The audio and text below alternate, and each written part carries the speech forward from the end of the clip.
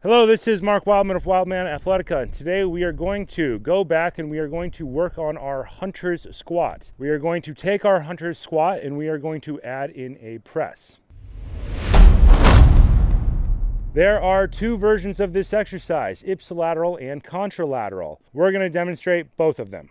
Our hunter's squat starts from our stagger position. We are going to start at the bottom for the demonstration of this movement so that you can find your position.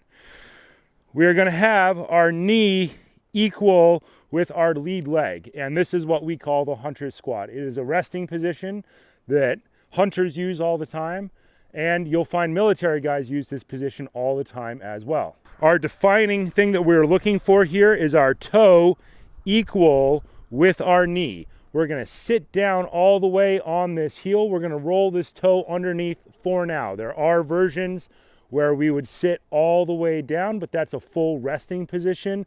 We're going to do this as the active position with our toe rolled underneath. Once we have this position found, we're going to stand straight up. We're calling that our hunter's squat. We're going to pick the kettlebell up from the dead position to our rack position.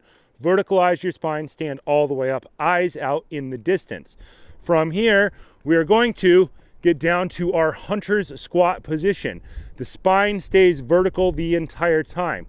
We are going to stand up in our hunter's squat and we are going to add a press at the top. Stand up, squeeze your glutes, add in the press at the top.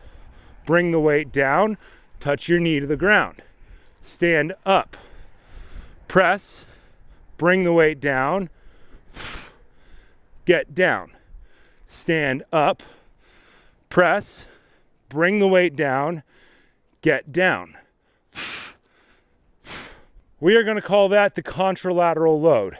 Lead leg, rear hand. People will argue about which leg is pushing in this exercise.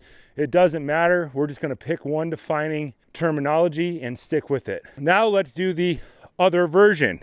Lead leg, lead hand. We are going to point our thumb back, rip the kettlebell off the ground, get to our catch position. Rack position, this is the important part, the vertical hand. Kettlebell up, get all the way down. Knee on the ground, lean back with the weight. If you're leaned forward, you're gonna notice this really sucks. Lean all the way back, glute on top of that heel. Stand up, add the press. Stand up, add the press.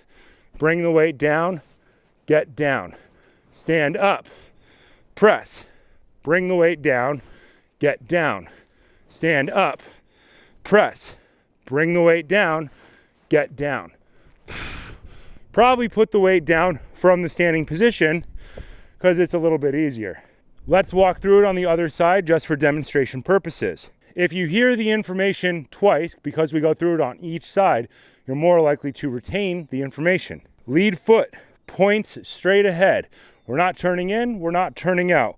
We want this leg to be straight ahead, and we're going to link this into walking patterns later on. Rear foot pointed straight ahead.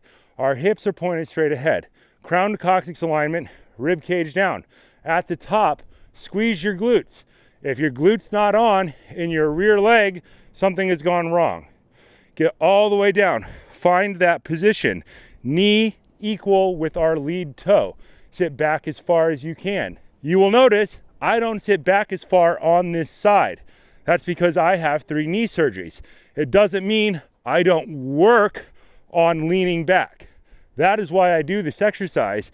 It forces me to get back in this position. Let's start contralateral load. Lead leg, rear hand.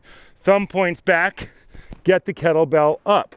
Verticalize our grip. Fingers point straight up towards the sky. Get down, lean back. That's the challenging part for me. Some other part might be the challenging part for you. Stand all the way up. Lock out the lead leg. Try to lock out the rear leg. Squeeze the glutes on both sides. Press the weight all the way up. Bring the weight down. Get down. Stand, press, bring down, get down. Stand, press, bring down, get down. Probably set the kettlebell down from the standing position. I'm going to drop it in a snowbank because that's fun. Now, second demonstration, ipsilateral, lead leg, lead hand, thumb points back, get the weight up. Thumb points back, get the weight up, elbow towards our center line, fingers pointed straight up towards the sky. If our fingers are pointed out to the side, figure out how to fix that. Eyes up in the distance. If you look at the ground, you're probably going to bend forward. It's going to make it a lot harder. Get down, knee equal with toe. Lean back. That's the hard part for me. Stand up. Lock both legs. Squeeze the glutes. Press the weight all the way up, down. Get down, stand up, press. 4 breaths. Exhale, exhale, exhale, exhale. Exhale, exhale, exhale, exhale. Start again. Exhale, exhale, exhale, exhale. Set the kettlebell down with whatever technique you want depending on your environment. The hard part about this is the rear leg. The lead leg, pull the kneecap up, straighten it out. You can flex this muscle more or less depending on your level of mobility. We would like to eventually get to 2 perfectly straight legs. That might not happen for everybody, but that is the goal. The next goal is, of course, the glutes. If the glutes are solid at the top, you're probably doing it right. When we do that press, the kettlebell should be behind your body because we want a vertical line between the wrist, the elbow, the shoulder, the hip, and the knee.